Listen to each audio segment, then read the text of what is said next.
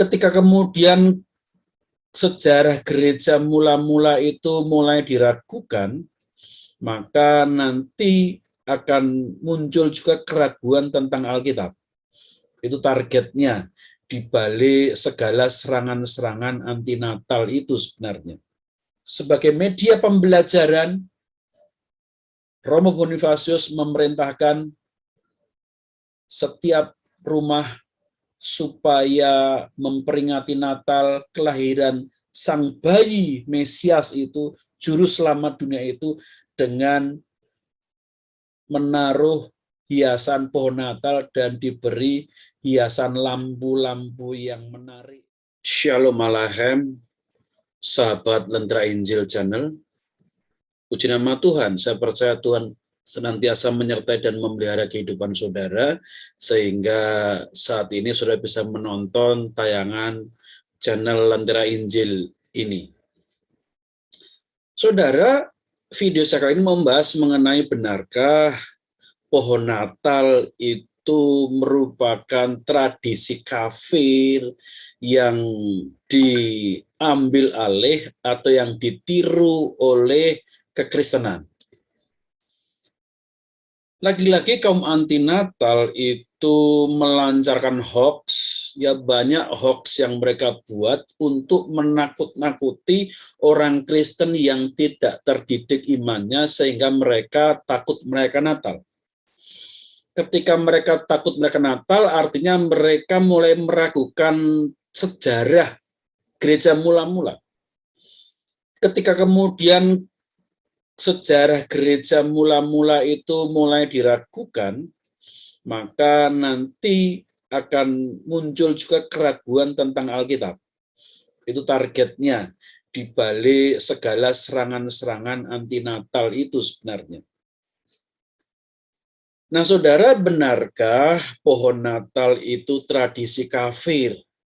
Namun saya mau tegaskan, sekalipun tradisi kafir sekalipun, ketika diubah maknanya bukan lagi untuk menyembah kekafiran, tetapi tradisi itu kemudian digunakan untuk memuliakan Tuhan, saya rasa itu tidak masalah. Ya saudara, seperti toga, ya toga-toga pendeta, bukankah itu juga digunakan oleh kelompok-kelompok pemuja berhala? Ya, simbol-simbol itu pun juga hampir banyak kesamaan, ya banyak kesamaan dengan simbol-simbol pagan. Semua agama apapun juga simbol-simbolnya itu bisa mempunyai kesamaan dengan simbol pagan. Ya, namun demikian kita perlu meluruskan bahwa memang faktanya pohon Natal itu bukan berasal dari tradisi kafir.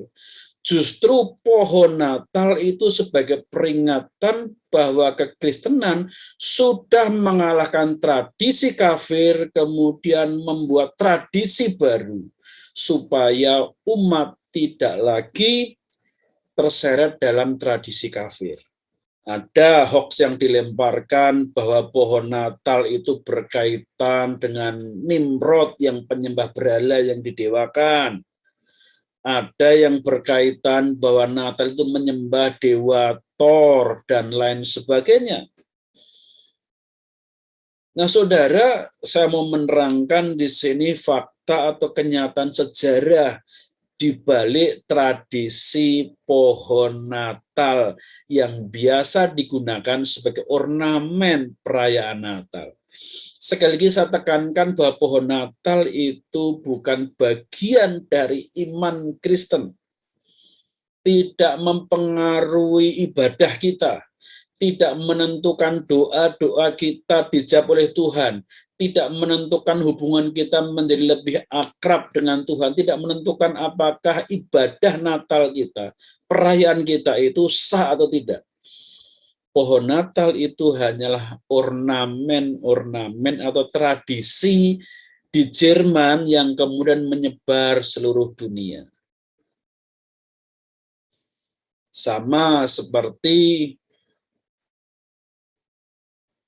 kalau di keluarga saya dulu ketika Natal itu membuat kacang bawang, membuat sendiri ya, direndam, kemudian dibersihkan kulit arinya. Tradisi sudah terbiasa seperti itu. Atau saudara-saudara kita Muslim punya tradisi buat ketupat, sampai kemudian ketupat pun juga menjadi hiasan ketika hari raya Lebaran. Ketupat itu tidak kaitannya dengan ritual keagamaan, tidak ada kaitannya dengan sah tidaknya sebuah ibadah, tetapi hanya merupakan tradisi kebiasaan makan orang Jawa, orang Indonesia, orang Melayu, dan kemudian menjadi ornamen hiasan di rumah ataupun juga di pertokoan yang menandakan sukacita hari Lebaran. Kemudian juga pohon Natal. Itu hanyalah ornamen atau hiasan di mana tidak menentukan apakah ibadah kita itu diterima Tuhan sah atau tidak. Itu hanya hiasan saja, ya, penyemarak suasana Natal. Kalau nggak ada juga nggak apa-apa. Nggak harus dengan pohon. Nggak harus juga dengan pohon cemara diganti dengan pohon yang lain. Saya juga sudah bertahun-tahun di rumah saya ini tidak memasang pohon Natal. Tahun yang lalu bahkan membuatnya adalah pohon bambu dengan carang-carangnya yang dihiasi dengan lampu-lampu. Nah, sebenarnya dari mana sih sumber tradisi perayaan Natal itu menggunakan pohon Natal alias pohon cemara yang dihiasi dengan lampu-lampu? Awal mulanya itu bukan dari tradisi kafir, penyembahan berhala, bukan. Itu hoax, ya. Awalnya justru dari seorang imam, seorang misionaris yang namanya Bonifasius. Romo Bonifasius ini yang kemudian diangkat uskup, dia diutus untuk memberitakan Injil di Jerman. Maka Romo Bonifasius ini oleh orang-orang Katolik di Jerman sebagai Bapak pelindung negara Jerman. Karena dialah yang membawa Injil pertama kali masuk di Jerman, membawa obor Injil. Memang dalam perkembangannya dia dibunuh sebagai martir, ya, namun jasanya bagi penyebaran Injil di Jerman masih dikenang hingga sekarang ini. Salah satunya adalah karyanya adalah meninggalkan tradisi pohon Natal atau pohon terang ini. Nah, saudara, ketika Romo Bonifasius sudah berhasil mengkristenkan suatu kelompok masyarakat di Jerman, mereka berubah menjadi Kristen dan meninggalkan tradisi kekafiran. Lalu ketika Romo Bonifasius pulang menghadap Paus selama beberapa tahun, ternyata masyarakat yang sudah meninggalkan kekafiran menjadi percaya Tuhan Yesus. Dengan adanya kekosongan pemimpin itu kembali mengikuti perayaan kafir, di mana mereka menyembah atau memuja sebuah pohon ek yang sangat besar. Mereka percaya pohon itu bisa tumbuh besar itu karena ada kuasa adikodrati atau ilahi di sana, yaitu dewa. Dan yang dipercayalah dewa Thor. Karena pohon itu bisa tinggi menjulang tetapi tidak kena sambaran petir. Maka supaya tidak marah dewa itu, maka diberi sesajian dan persembahan.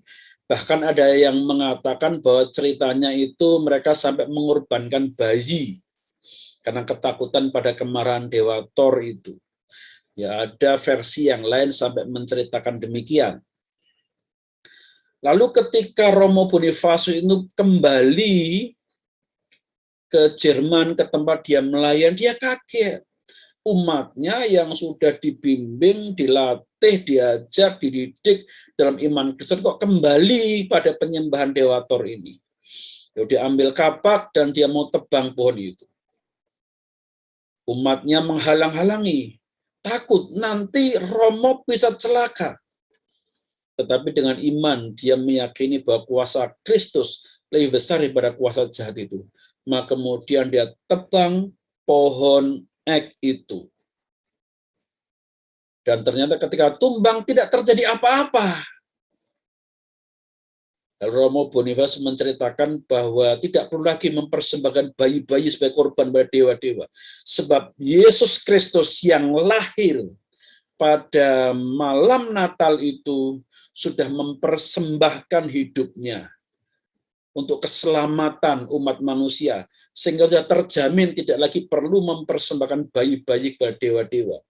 Sejak itu persembahan bayi-bayi di Jerman dihentikan. Lalu karena pohon ek itu sudah ditebang, untuk memperingatinya, Romo Boniface mengatakan, lihat itu ada pohon cemara. Tebang dahannya, ranting-rantingnya, bawa ke rumah sebagai hiasan, kasih lampu-lampu sebagai pohon terang. Untuk mengingatkan bahwa bayi tidak perlu dikorbankan lagi sebab bayi Kristus sudah lahir di hari Natal. Menggantikan pengorbanan bayi-bayi tidak perlu lagi. Dan pohon ek, dewa-dewa yang meminta korban bayi-bayi itu sudah dikalahkan dengan ditebangnya pohon ek itu yang tidak berkuasa apa-apa. Supaya ingat, sebagai media pembelajaran, Romo Bonifacius memerintahkan setiap rumah supaya memperingati Natal kelahiran sang bayi Mesias itu, juru selamat dunia itu, dengan menaruh hiasan pohon Natal dan diberi hiasan lampu-lampu yang menarik, lampu-lampu yang menerangi kegelapan. Nah, sejak itu kemudian setiap tahun umat di Jerman ini terus-menerus ketika Natal mereka merayakannya dengan membuat pohon terang dari pohon cemara. Kemudian menyebar ke daerah lain, apalagi kemudian kekristenan itu banyak berasal dari Jerman. Yang menyebar ya ke seluruh dunia. Akhirnya tradisi pohon terang yang mengingatkan bahwa Kristus sudah menang dari kekafiran sudah ditumbangkan. Ya, pohon ek yang simbol kekafiran sudah ditumbangkan, digantikan dengan Kristus sebagai pohon terang. Nah, itu kemudian menyebar seluruh dunia. Jadi saudara tidak perlu takut ketika saudara harus membuat hiasan pohon Natal. Dengan iman percayalah tidak ada kuasa-kuasa kegelapan di sana, karena itu hanya simbol-simbol saja. Kristus Yesus yang ada dalam diri kita lebih besar kuasanya dari roh-roh yang ada di dalam simbol-simbol pagan itu. Justru dengan pohon terang itu, sebagai simbol ornamen itu, merupakan bagian kesaksian kita. Bahwa kita mau menyaksikan kepada dunia ini bahwa Yesus itulah terang dunia yang mengalahkan tradisi-tradisi kekafiran, menggantikan agama yang lama dengan iman yang baru, yaitu iman kepada Yesus Kristus. Percaya dengan iman, jangan takut, jangan mau dibodoh-bodohi atau ditakut-takuti lagi oleh orang-orang yang tidak bertanggung jawab. Akhir kata, selamat Natal, Tuhan Yesus yang kita rayakan di hari Natal ini memberkati, menyertai saudara. Tuhan Yesus yang kita peringati, yang kita beritakan lewat perayaan Natal ini, biarlah menggunakan perayaan kita ini untuk bersaksi kepada dunia bahwa dialah terang dunia, juru selamat umat manusia. Tuhan Yesus Raja kita memberkati saudara semua, sahabat-sahabat Lentera Injil. Shalom Aleichem.